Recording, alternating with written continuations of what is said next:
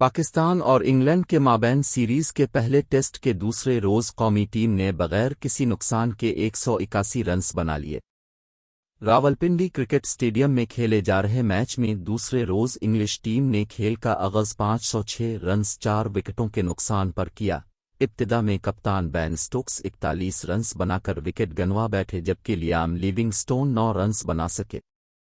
Harry Brook نے 153 runs کی innings کھیلی جبکہ ول جیکس 30، اولا روبنسن 37 اور جیک لیچ 6 رنز بنا کر نمایاں رہے۔ انگلش ٹیم دوسرے روز 26 اوورز میں 151 رنز بنائے جبکہ ان کی 6 وکٹیں گریں۔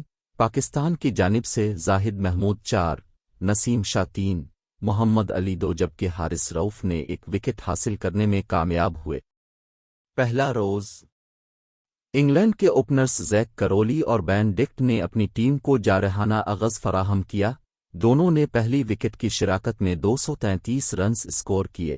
بین ڈکٹ 107 جبکہ زیک کرولی 122 رنز بنا کر نمایاں رہے تھے۔ دیگر کھلاڑیوں میں اولا پوپ 108، جو روٹ 23 رنز بنا کر نمایاں رہے تھے۔ قبل ازیں انگلش ٹیم کے کپتان بین سٹوکس نے ٹاس جیت کر پہلے بیٹنگ کرنے کا فیصلہ کیا۔ ان کا کہنا تھا کہ کوشش ہوگی پہلے ابتدا میں بہتر کھیل کا مظاہرہ کر کے پاکستان کو انڈر پریشر لائیں۔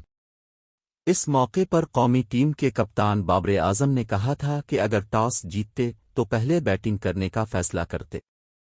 قومی ٹیم میں انگل کے خلاف پہلے ٹیسٹ میں 4 کھلاڑی ڈیبیو کر رہے ہیں، جن میں سعود شکیل، حارث رؤف، محمد علی اور زاہد محمود شامل ہیں۔